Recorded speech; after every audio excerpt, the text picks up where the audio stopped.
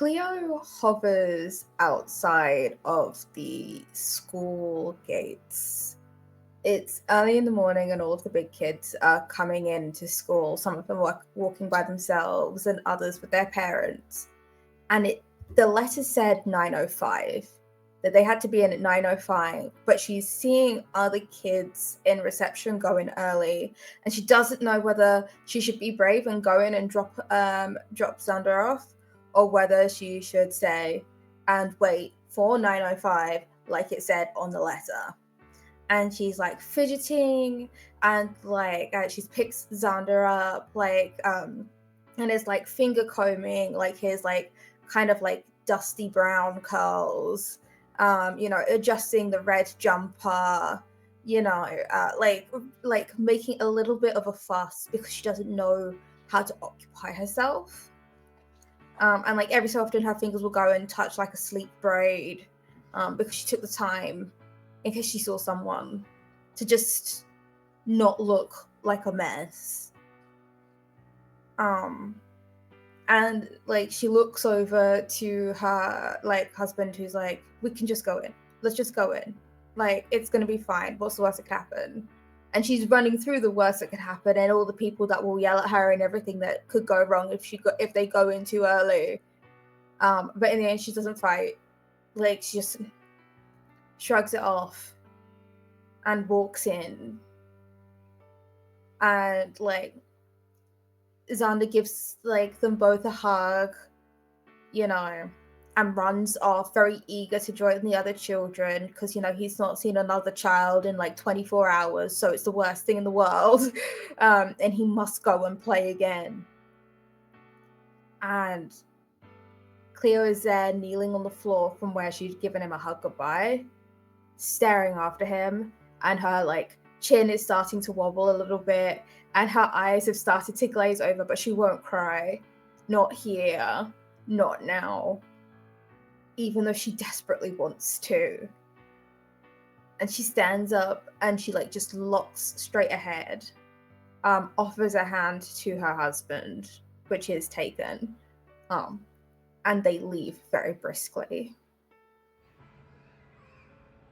The first day of pickup at Riverside Primary is always busy and frenetic. I think the parents are really excited to see the kids, nervous to see them. The kids are energized and exhausted at the same time, and it's no different for David, who is a middle-aged man, I think early 40s. He's got curly hair, a little bit graying on the temples, and he's wearing a nice sweater and slacks, trying to look busy, even though he's very unemployed at the moment.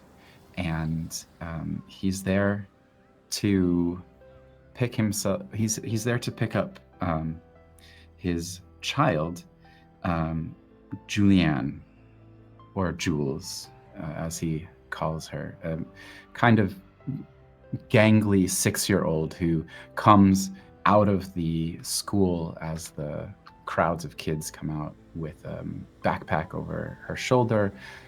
The sort of tired smile lights up on her face when she sees him, and he waits for her to come over and kneels down and starts to ask about how the day was. And he says, "Hey, Jules, how was the first day of school?" And she says, "Oh, it was good." And there's that moment where, as a parent, David can see behind her eyes that it was okay, but there was something off about it. And so he starts to ask a couple more questions as they walk to the car. He asks, how are the classes? Do you like your teacher? The Jules sort of sighs long. She says, "Yeah, it was okay. The teacher's okay, I think." He says, "Do you want to tell me a little bit more about it?" She kind of says, "No, not really." And they awkwardly get into the car at that point. As they're getting into the car, out of the corner of his eye, David catches the eye of another parent that he recognizes Kayleigh. And there's a moment where he catches her gaze and he holds it, and then the door closes as Jules has gotten into the car and he realizes, I have to be with my kid. I can't actually pay attention to Kayleigh, who is another parent here, but I want to talk to her because there's some important business.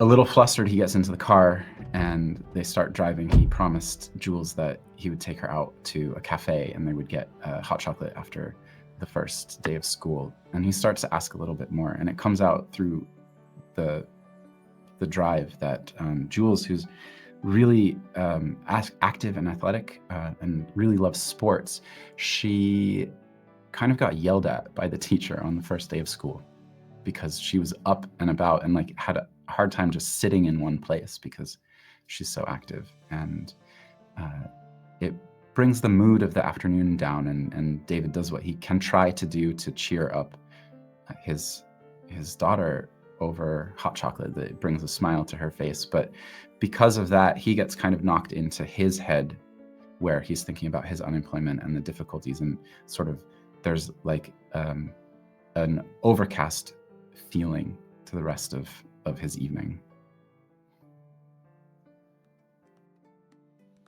Daphne is standing alone at first day pickup.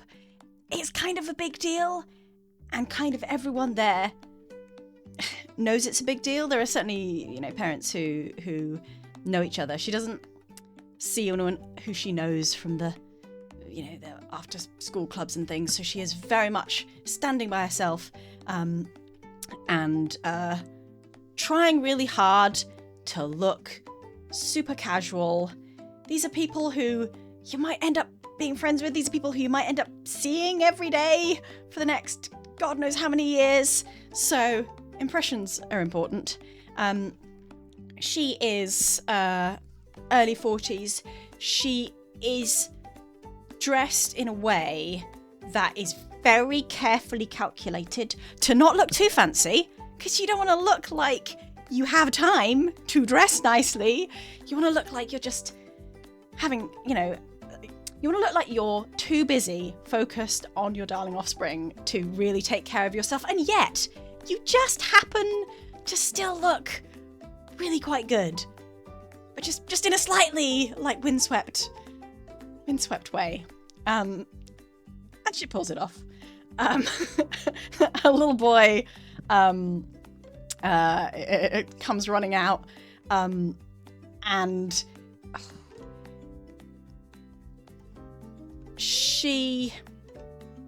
Daphne is again very much feeling like how I'm interacting with my child, how my child is everyone's watching. This is important. This is setting that expectation on the first day. He looks happy. That's great.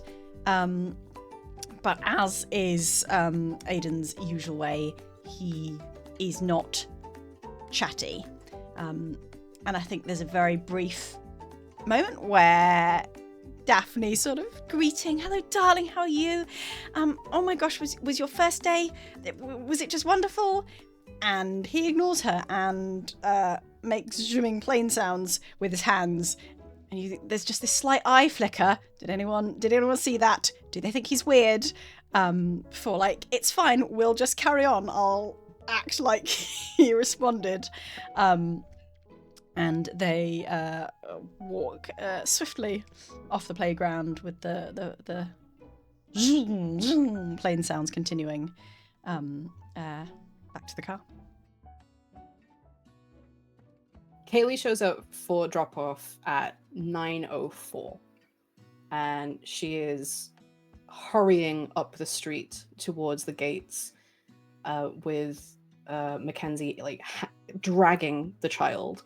He's walking, but he is so distracted and trying to talk to other people. There's a friend behind him who has a new scooter and is scooting into school for the first time, and he's obsessed. He's trying to talk to this friend, trying to have a go of the scooter, and Mackenzie is just trying to get him through the gate and get him through the door. She has that sort of classic dyed blonde hair where the roots are they're beyond roots now. It's more balayage. It's tied up in a really messy bun, but not the kind of like chic TikTok, here's how to do a perfect messy bun. No, she's taken a scrunchie and just put it in a bun, and that's it. She is in a rush. She looks flustered. She looks harried. She's got like scrambled egg on her collar that she hasn't even spotted yet. She will in like 2 hours' time and feel really embarrassed.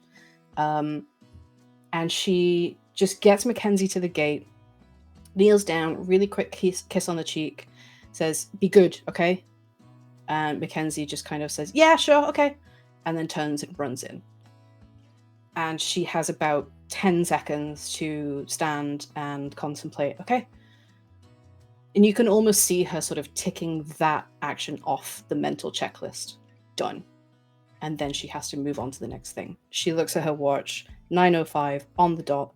She technically should have started work 5 minutes ago. So she turns and she goes.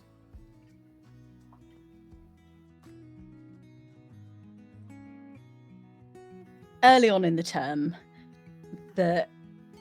these little adorable little children have barely been there a couple of weeks, and it's already time to meet the teachers. Not for a report on like how their grades are, they're only little, but doing some information sharing on maybe what the teachers need to know about their new class, and how this very, very beginning of term is going. And Daphne is sat very daintily in a very, very small chair. She doesn't really fit. There's a little bit of just like, like balancing on the legs, just like keeping a little bit of weight on the legs so it looks a little bit more elegant, while sitting in the tiny chairs, waiting for this meeting with the teacher. With the teacher who's called, I don't think we've named this, the teacher's called Miss Oakley. Is that her name? The teacher's called Miss Oakley. And Daphne has just come into this waiting room to wait for this meeting and sees Cleo. And Daphne and Cleo know each other from swimming. They're basically buddies. They've been taking Xander and Aiden to early morning swimming lessons for some time. Haven't been in a while. And I'm not quite sure actually whether Daphne knew that Cleo's son would also be attending this or in the same class. So this is very exciting. So Daphne will immediately rush over and pick up a small chair next to Cleo's, perch down upon it. Cleo, oh my gosh. Hi, how are you? Daphne. Yes. Hi. Is Xander in Miss Oakley's class? He is. So is Aiden. Oh my gosh, I wonder, do you think they're friends already? Xander has mentioned it. Has he? Oh, well, yes, Aiden's mentioned it too, absolutely.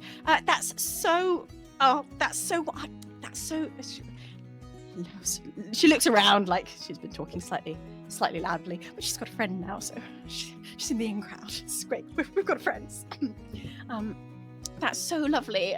They've known each other for so long. They're basically, they're sort of like soulmates, like blood brothers. They're entwined together, their lives just brought together by chance and swimming and now they're in the same class, and this is going to blossom into just such a beautiful friendship, I can tell. Most people do stay friends with their primary school buddies for life. That's so sweet. Isn't that's lovely. I'm so glad you have that experience. So how is Xander finding it? Everything is okay and good. Yeah. How is Aiden finding it? everything's also okay and good. I just think this is such a lovely school, and obviously I did all the research, and I think I'm very pleased with our choice. I think we can pat ourselves on the back and say yes, good job, good job, mother, because we have picked really one of the top schools, and I just think obviously there's always a little bit of pressure. Would private be better? But no, I think we've made a good choice here. I'd like to initiate a couple scene right now.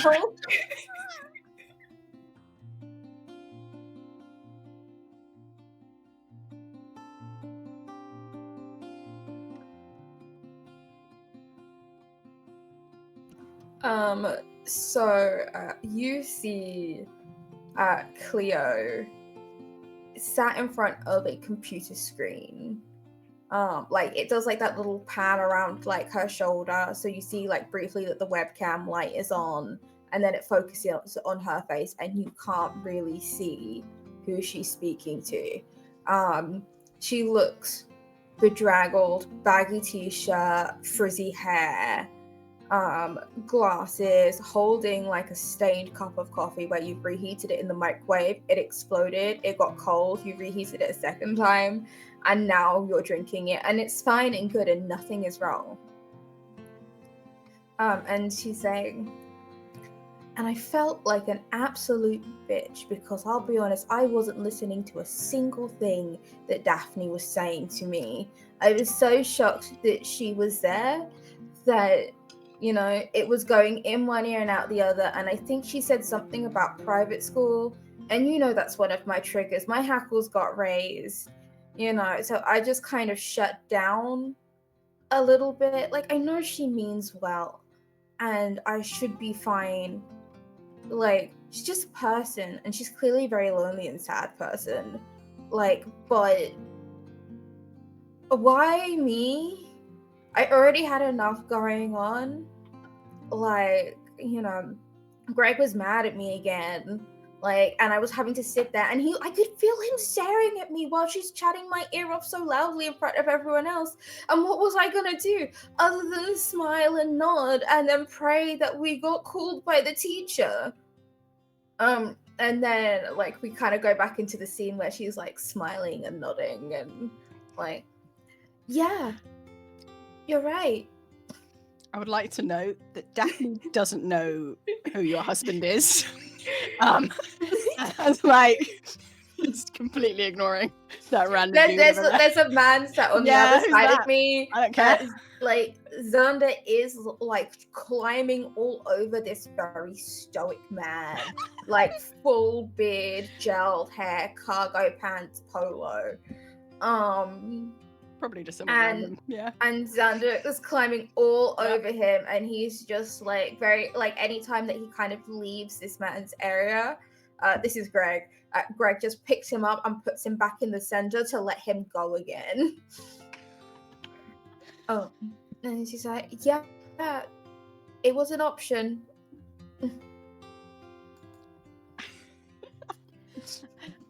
We get to add in prompts as well. Yeah, go for it. And so I would like to add in, there's a prompt, there's two, there's lash out and there's let it out. I'm wondering if you know the difference between those two. I would go for like let it out to Daphne. Basically, like, is there reveal something? Yeah. So I think Daphne is chitter chattering away for a little while longer. I think so Aiden isn't here right now. And I think at some point Daphne gets a text, and you can see is like suddenly a little bit sort of anxious, a little bit exasperated. So sorry. Yeah. Sorry. Is everything okay? Not well. Yes. It's almost certainly fine. Aiden's with a sitter, and we haven't met her before, and it's an early evening thing. I feel like that should be fine. He's old enough, right? That should be fine. Yes, because of his age and maturity and general skills. I don't need my mother to come rushing down for everything, for every little thing like this. There's going to be so many more meetings and all sorts of busyness. I'm not going to be just calling her up every 5 minutes saying, "Oh, can you help me out? Please. Oh, I'm so grateful." No, I can. The sitters are ridiculously cheap, to be honest. I mean, obviously I'll tip her, but it's just because she doesn't know how to manage. And she's the sitter or your mom? Oh, the sitter, but I don't know. She's saying he's not. She doesn't understand him, I think, is the problem. She's not your mom communicating. Does.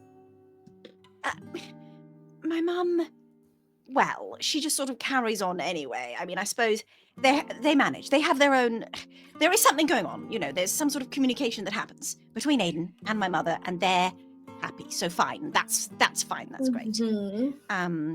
But I just think you do, if you're going to be a babysitter, you need to be a little bit in tune, don't you? You need to be a little bit, you need to be able to read the signs. Aiden's not chatty necessarily.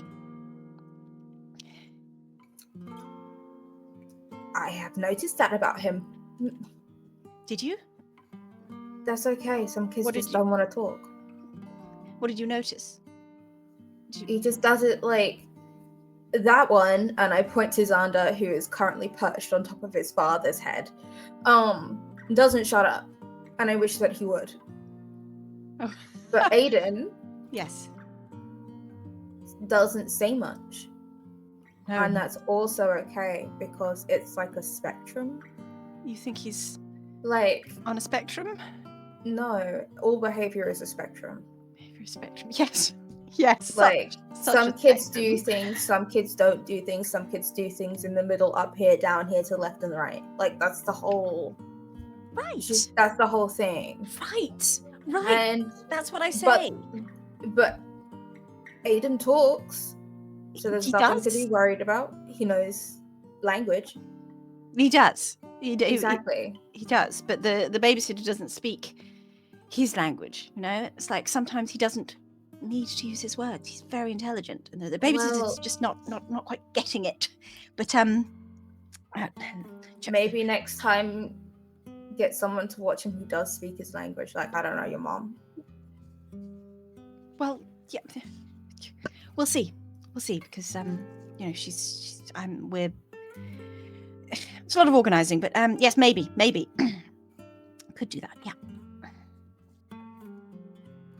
Could that be the awkward moment where Miss Oakley pops her head out and says, Xander's parents?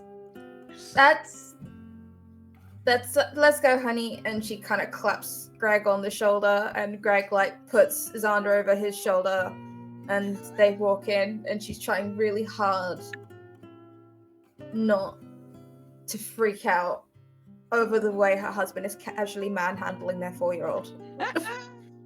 It's fine. The teachers aren't going to judge or call social services. It's fine. I feel like Daphne was on a phone and still doesn't notice you have a husband. But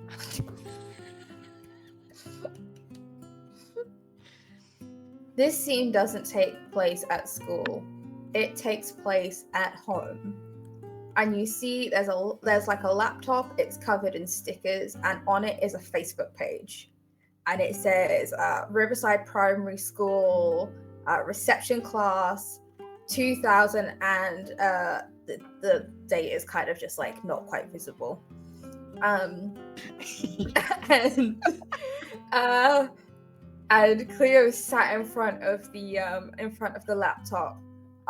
There's Thomas the Tank Engine on the screen behind. There are toy trains and cars and blocks and Nerf gun bullets littered over the room. And you can hear like the tumble dryer and the washing machine going, and like you hear like Greg yelling, "So is it PE or not?" And Cleo goes, "I don't know." And you just hear Xander go, "I don't know." And you hear something smash as he's taken a transformer and knocked down his wooden block tower. And in her mind, Claire's like, "I wish I could smash a thing too." And she's like scrolling and scrolling and scrolling. And then she's like, and she pulls up a messenger chat, and it's to Kayleigh. And it says, just, "Hey, is it PE tomorrow?" And the profile picture is like a selfie of Cleo and Xander like cuddling on the sofa, just like a little bit too close, like their faces fill up the circle. But that's what that's like the kind of image that Kayleigh gets. I think Kayleigh is offline when you send the message, but it's like it says offline for 4 minutes or something like that. So even though it shows that she's offline, you're pretty confident knowing her habits that she's going to be on her phone in another 4 minutes. But it almost immediately turns green. She's obviously got the notification. She's one of those weird millennials who doesn't keep their phone on silent all the time. She got the notification. I've mortally wounded Jacob. She got the notification and she's reading it. And you know that she types in... You remember when you first got a phone and it was really arduous to type I and... Not if you're slow. Only if you're slow. She's not slow, but you know she's learned the absolute minimum characters she can use and still just be understood. Wow. So it's very I, you, your. Oh, wow. Every acronym, every emoji. She loves an emoji. She's about efficiency. Can I ask a question? Please. Are they text-based emojis or are they the picture emojis? I think on Facebook they automatically translate into the picture ones. They do, yeah. It annoys me to no end. This doesn't convey what I wanted it to convey. No. My emotions. No. There's nothing like a colon bracket. Like that's exactly. So yeah, she says, "Hey hun, let me check." And then she goes offline again. Her profile picture, I think, is from her wedding. I don't think she's changed it in about 6 years. Or if she has, it's like a different picture from her wedding. So she goes offline again. And she comes back and she says, "I can't find a piece of paper, Roffle. Last year it was Tuesdays? ? You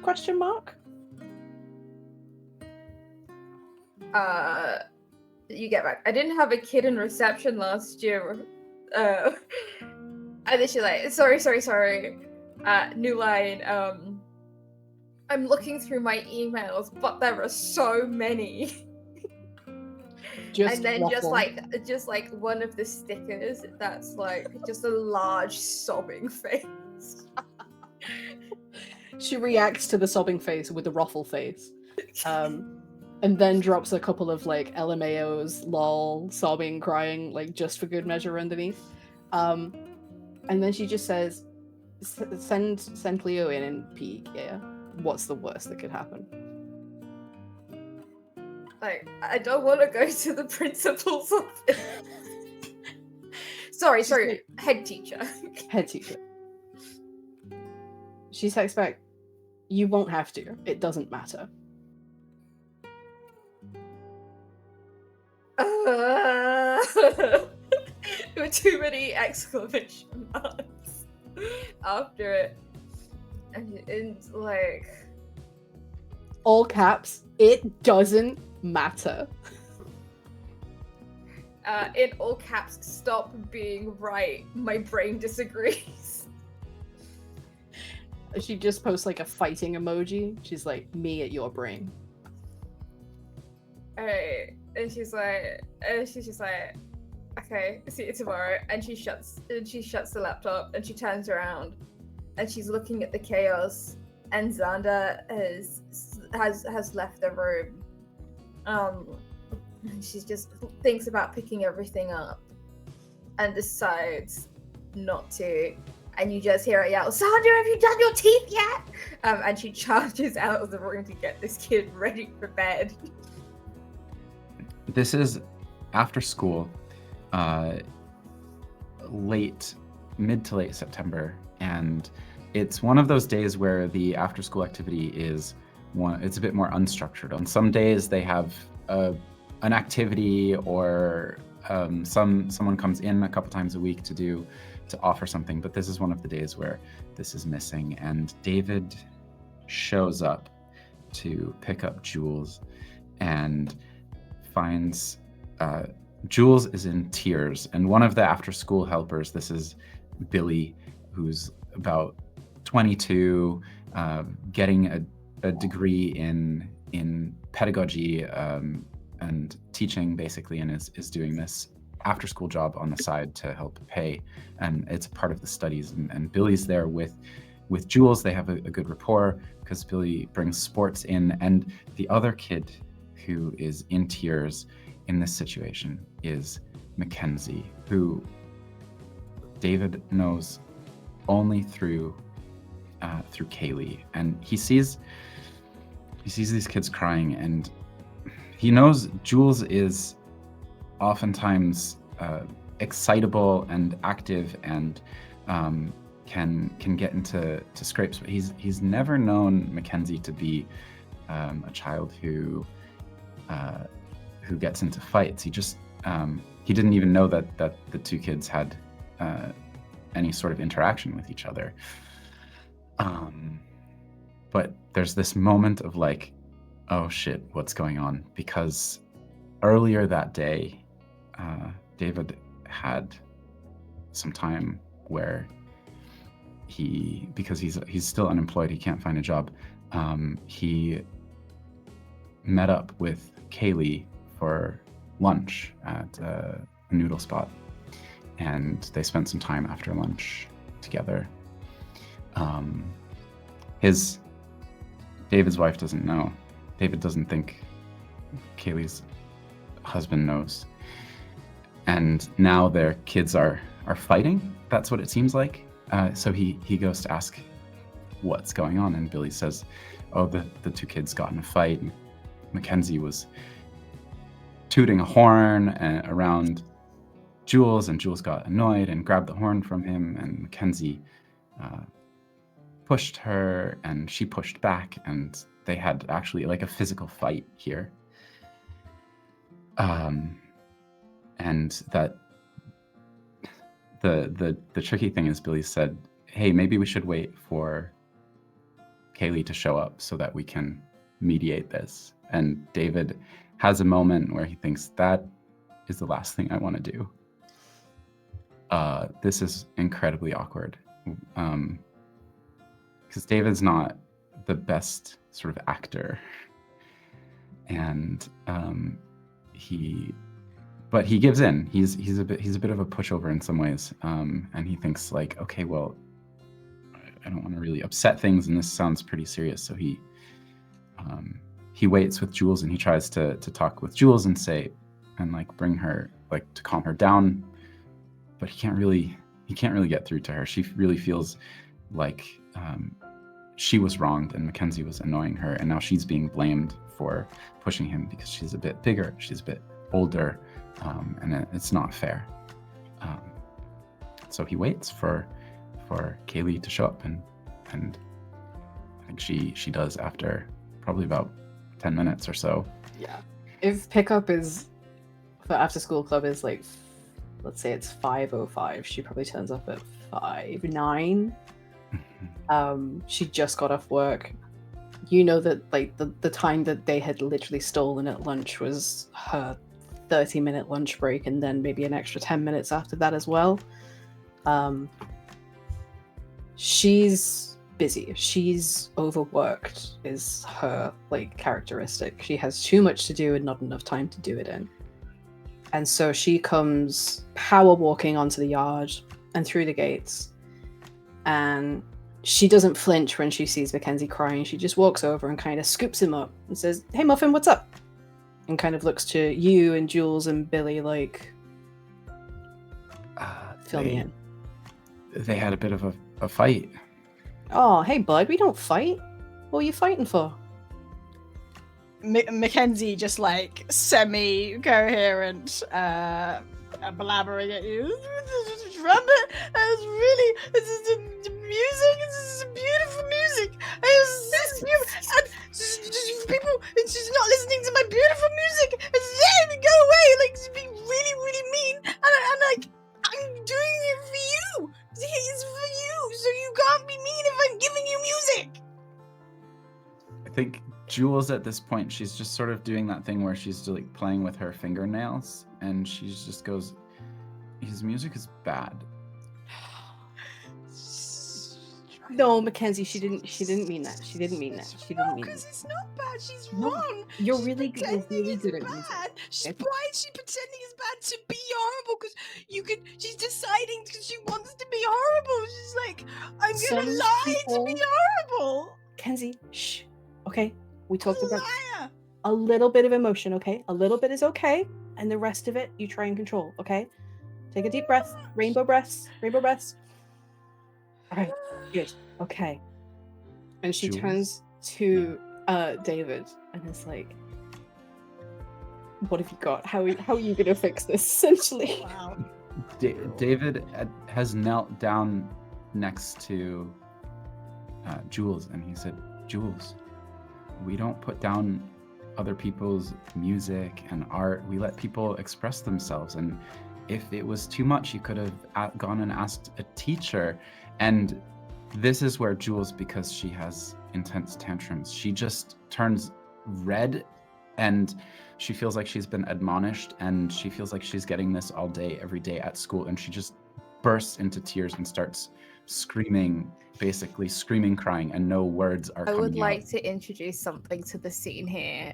I would like to give the prompt, is this where David's wife shows up? Oh God, yes. Oh my god. It's Taylor holding on to that one. And like, he's already going through a rough spot, and I think his wife is like, why haven't they come home yet? And has come in search to see what's going on. It's Lauren is his wife, and she's a bit overworked as well because David has no job, and they're all living in a close relative's flat because they can't actually afford their own room at the moment, and so everything is a bit tense. And yeah, Lauren walks in, and just there's a moment where Jules like just runs to her, and she like kneels down, and Jules buries her face in Lauren's shoulder, and is sobbing and gasping because she is just so upset in the moment. And Lauren looks at David like, what the hell have you done? And just sort of like takes her and pats her on the back and picks her up and walks out to the fresh air. And David turns to Kayleigh and Billy. I'm so sorry. I have to...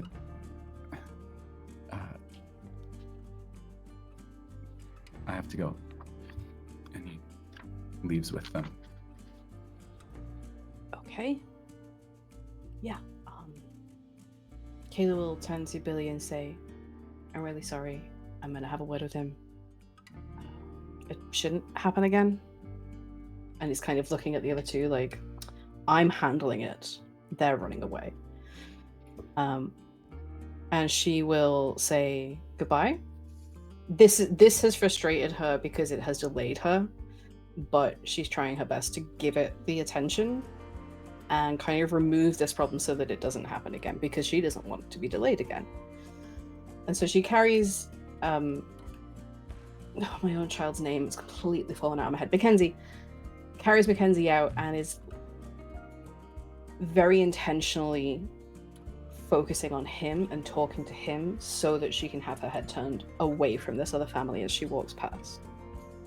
And she's saying, it's just some people don't like all kinds of music, and sometimes isn't the right time for music. So we're going to practice getting better at judging that. Okay, bud? You shouldn't lie, though. You shouldn't be mean, horrible. Shouldn't be a mean, horrible liar. No, lying is really, really bad. You're right, son. Yeah. Don't tell lies. I'm gonna do a short cup of scene. Please. Yay. This is later at night. They got Jules calmed down. They had dinner. It was a bit tight and tense, and just to get out of the house, after everything, David goes down to the pub around the corner and just is. It's a solo monologue. There's nobody else who he's talking to, and he just sits there, and the internal monologue running through his head is, how is it that in 5 minutes I can fuck up everything with both of these women who I'm entangled with, and my kid? I looked like a fool. I can't handle her in front of them, and now, are they going to just call Lauren anytime she has a problem and not me now because they think I can't handle it? And oh my God, is Kayleigh mad at me? What the fuck am I going to say? What am I going to do about this? And how? What if Lauren finds out? That would literally ruin everything, probably. Kayleigh, it's like if she's done the pickup one day. No, let's say it's a Saturday. It's a Saturday, and she's gone to do the weekly shop for the whole family because that's the day that she has. She doesn't have time to do it. She works so many hours during the week. It's Saturday morning. It should be quite quiet. She's got a list. She's got it all budgeted. She knows where every penny is going. She does like the meal plan. This is what we're having on Monday, Tuesday, Wednesday. You don't like it? Tough, you're not eating. She's trying to be as regimented as possible, but she has to take Mackenzie because Dad plays football on a Saturday morning, and that's sacrosanct. That can't be interrupted. So she's got him. He's too big to sit in the seat in the trolley anymore, and that's a real pain. So he has to walk. And normally he's quite good, but one of his characteristics is that he lacks impulse control. So they have to steer away from like the toy area and the newspaper section with all the comics and things because he'll want every single one of those. And she's done this before, right? She's done this several times, so she knows the route to take. She knows the distractions. She knows give him the self-scanner and say he's helping when he does the beeping. That keeps him normally on target. But then he spots Aiden from across the way. And before she's even registered that he shouted another child's name, she turns and he's already like 3 aisles that way running towards him. And so she has no choice but to follow and try and collect him and pick him. Okay, we'll go and say hi and then that'll be it. Done. So she walks over and says, oh, hi, sorry. The kids know each other from school. Oh, yes, from school. Yeah. Macy, you're... Kayleigh. Oh, yes, Kayleigh. No, sorry, yeah. I meant the little one. Mackenzie, yeah. Mackenzie, not that similar. Kayleigh. Daphne, Aiden. Yes, hi. Aiden. Yeah, hi. Like looking and over. The kids are like already running around going like, pew, pew, pew. Okay, Mackenzie, just keep it a little inside. Adorable thing I've ever seen. Can you believe it? Yeah, so cute. Look at that. Planes. Yeah, that's a kind of a new one. Right, yeah. Mackenzie wasn't really that into planes, but now he's got a little friend to share it with, I guess, so that's the new obsession. It'll be something else in 5 minutes time, but right now it's planes and those demolition things with it's like the boxing glove on the thing. Oh, Is the boxing club on a thing? It's like a little like a digger, like a JCB thing, and Is this some sort of show? We don't really watch the shows. Oh, yeah. I think it's on like Milkshake or something. I don't know. I don't know what that is. No, right, okay, yeah. No, they like it. Mackenzie talks about Aiden all the time. Does he? Oh my gosh, does he? What does he say? Oh, just that he's friends and they have fun, and he sometimes tells me about the planes and excavators games that they play on the yard. Oh my gosh! And I think she turns to look at them, and you get the full sense that she's like so happy that she's just like, yes, this is a perfect place for these children to be playing with each other. Mackenzie's got the self-scanner thing and is like using it like a laser gun, potentially going to take people's eyesight out if it goes in the wrong direction. And Daphne's just like, oh, wonderful. I'm so happy about this. Mackenzie, lower it. Not at people. You can't do it at people's eyes. Okay, thanks. Thank you. Sorry. Can I put a prompt in, which is for Kayleigh? How do you feel inside? Mortified. In fact, let's do a cup of scene about that. Mortified? Yeah, tell me Let's do a cup of scene about it. This is not more. This is overjoying. I think she's at the cafeteria at work, and she's got like a 5-minute break, and she's just getting another coffee, and it's not in a nice mug. It's in one of those terrible polystyrene, too thin. You're going to burn your fingers no matter how long you leave it when you pick it up.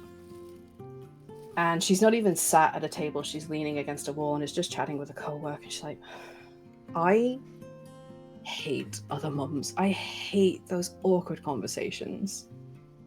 And if it was just me, I wouldn't even get into them. But he ran over there.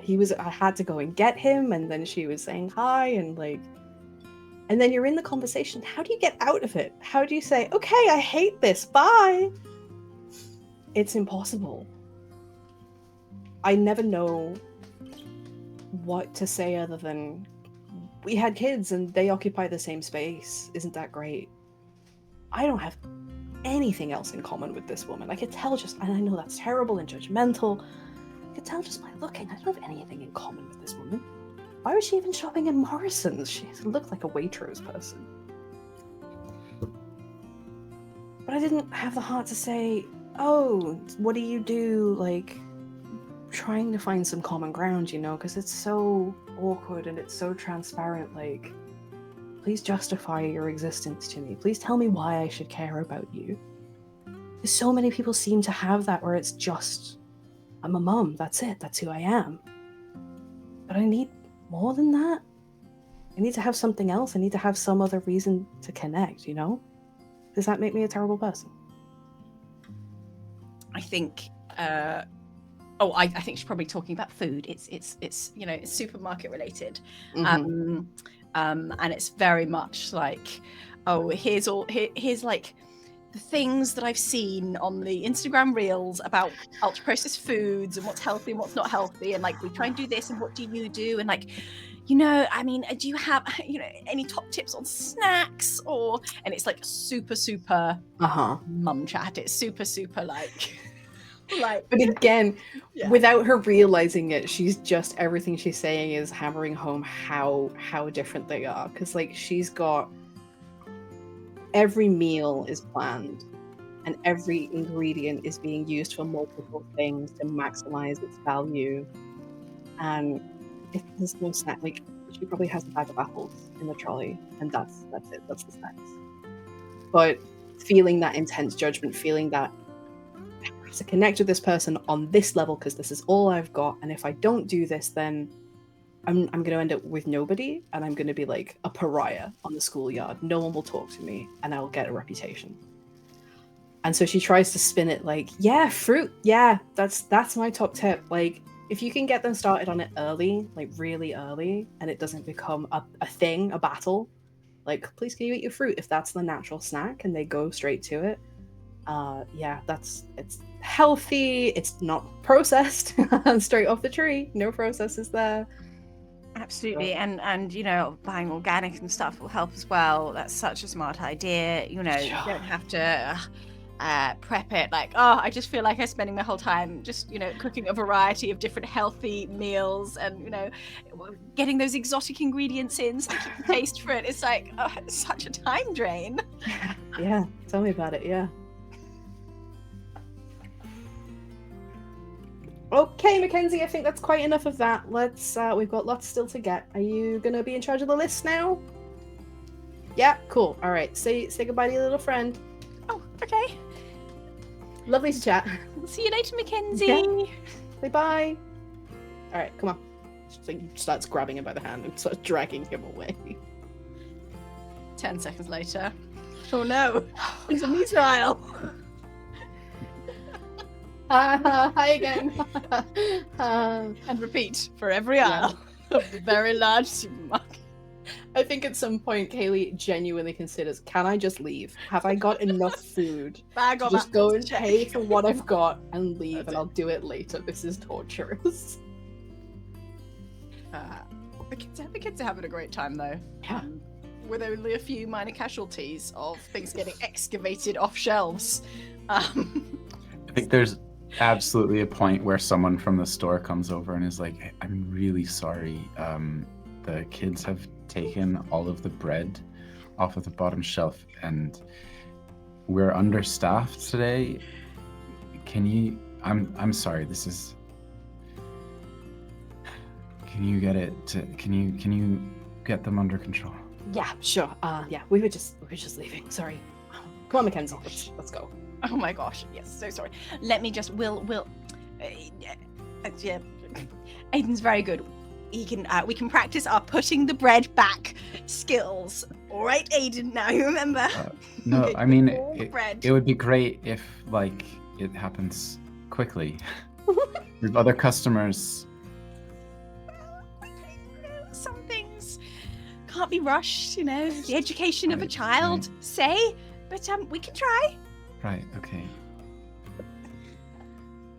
I'll go get a broom.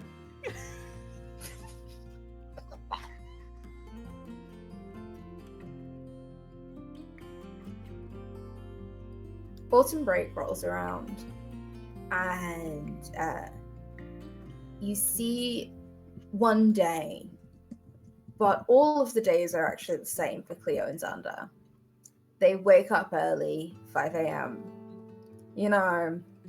Watch as Greg gets up, showers, gets all of his tools from around the house together.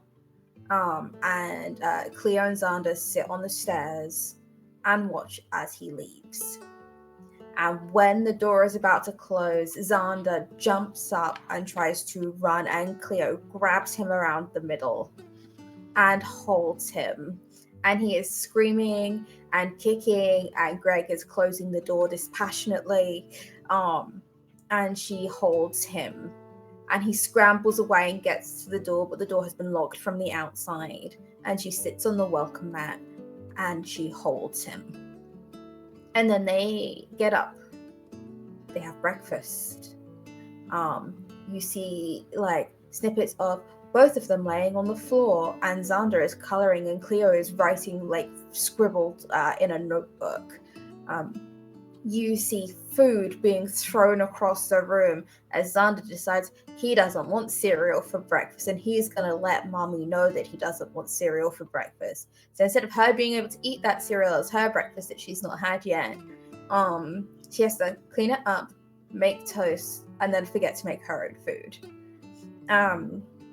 And then you see them sat on the sofa, and he's watching something on the TV and she's typing furiously on a laptop.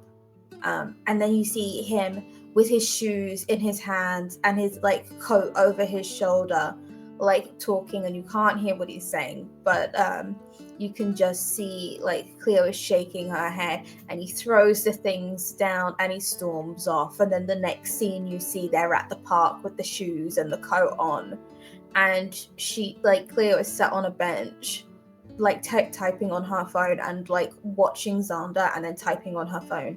and very clearly trying not to look at all of the children there with their grandparents, all of the children there with their fathers, all of the children who have both parents with them. Like she's very clearly like she will glance and then look away very sharply. There is something about that image that stings.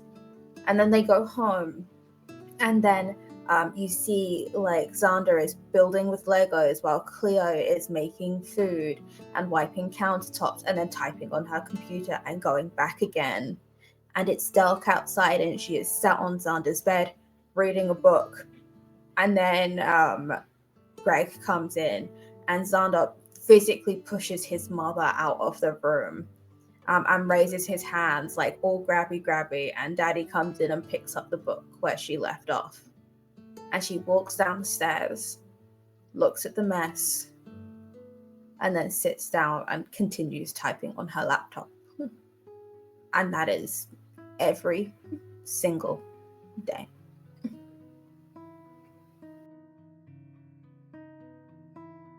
Ouch. Too ouch. You're welcome. No much ouch.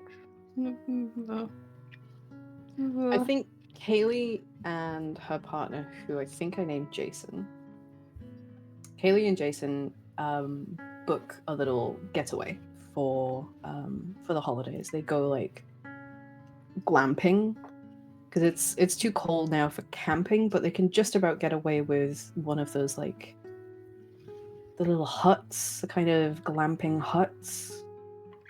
And so they book one of those not too far away from home. It's only like an hour drive because Mackenzie won't bear a car ride for any longer than that. And the vignette that Jason would show you would be the board games and the walks through the park and the rope swing in the forest that they find, and collecting leaves and playing conkers, and the little campfire that they set outside with the marshmallows. But the vignette that Kayleigh would put forward would be the days of planning and packing and budgeting in the lead up. It would be the one taking all the things from the car and putting them away neatly inside the hut so that everything has a place and it's not too messy. It would be cooking every meal for all three of them. It would be trying to get mud stains out of the knees of several pairs of jeans before they get set in and completely ruined. And then the person who has to unpack it all when they get back home again.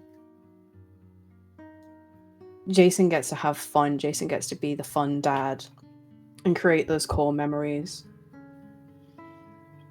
And Kayleigh has to be the one who facilitates them, who is in the background like the stage manager, keeping things running smoothly.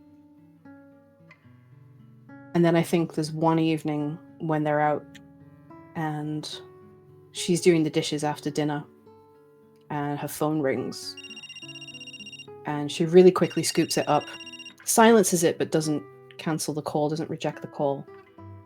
And if the camera peers over her shoulder, you can see a really flattering picture of David show up as the contact image. And she looks at it for a long second and she turns and she can see Jason and Mackenzie. Mackenzie's brought like his little mini keyboard with him, and they're learning a song from K-pop Demon Hunters and they're trying to play it. And she just says, I'm just gonna step outside, I'll be 1 minute. And neither of the boys look up, but Jason says, yeah, okay. And so she steps outside into the cold night air and she closes the door behind her. And she just starts taking a walk. And she clicks accept. And says, hi, how are you doing?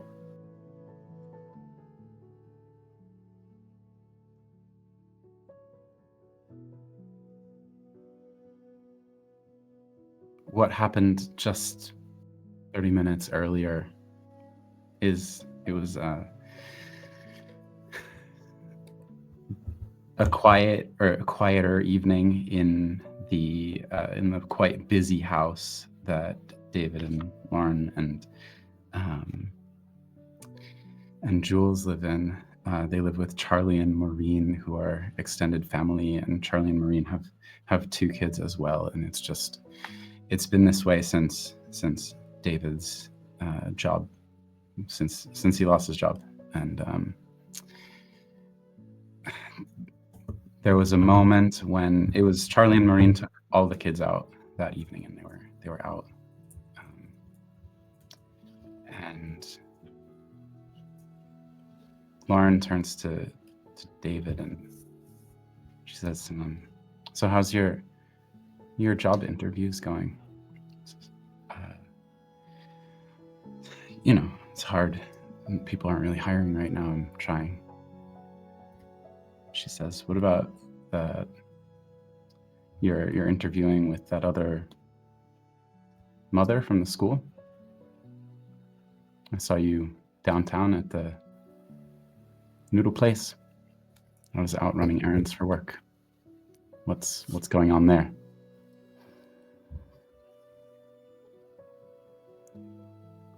And David just his heart freezes, and he's not a good liar, and he just sort of looks at her, and she's already got tears in her eyes, and says, "Lauren, she says, don't, you don't have to say anything right now. I just wanted to let you know that I know." And that's the vignette that leads in, and when Kayleigh says, "What's up?" he tells her. And he says, I don't know. I don't know what to do now. When he says that, she just hangs up. She just pauses and internally just thinks, "I can't do this right now." Hangs up and goes back to her husband and son. I would like to echo Taylor's vignette. And I think Yes, you it's would. very much framed in the same way. You recognize the same shot angles and sequences. And you see Daphne and Aidan. And I think it's relatively clear that compared to previously, Aidan's in a somewhat clingy, needy phase. Daphne wouldn't use those words, but that's what it is. And there is a lot of the sequence of each day of this sort of holiday, which is idyllic. She signed him up to a musical theatre workshop, and she stays there the whole time, being super enthusiastic about everything that they do. He does it very quietly, while occasionally pretending to be a plane, but still, it's the thought that counts. She has this beautiful house. Cleaner comes twice a week. You see them, they go out for lunch together, just like little mummy darling lunch dates. Sometimes, they'll go out for lunch with her parents, and her parents make a massive fuss of him. But the holiday days are long, and they don't interact with that many other people. The organized fun is supposed to be filling up their time, and it's not quite enough.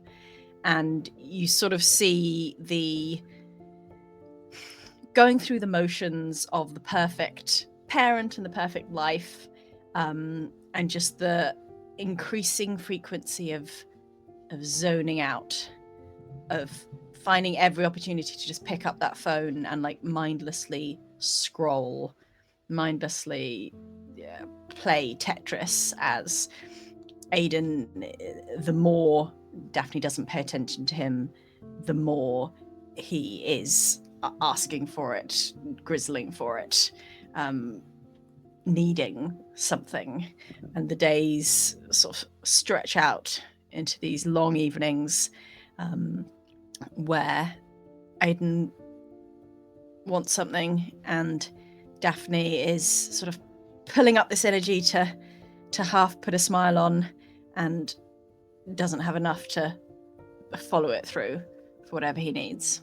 And eventually he is settled into bed after an extended bedtime, and there's half an hour of sitting on the sofa downstairs and mindlessly scrolling and clicking, and then it's bedtime. And that is every day.